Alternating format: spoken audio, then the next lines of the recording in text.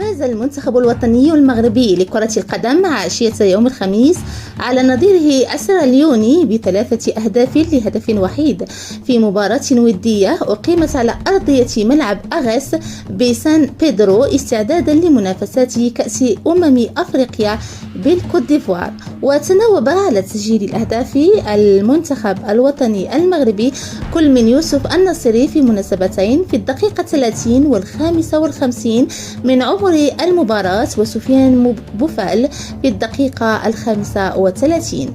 وتمثل هذه المباراة بالنسبة للناخب الوطني وليد الركراكي آخر تمرين قبيل الدخول في غمار المنافسة بشكل رسمي، وذلك للوقوف على جاهزية بعض اللاعبين من جهة ومدى تأقلم آخرين مع الأجواء الحارة والرطوبة التي تعرفها الكوت ديفوار هذه الفترة من السنة من جهة ثانية.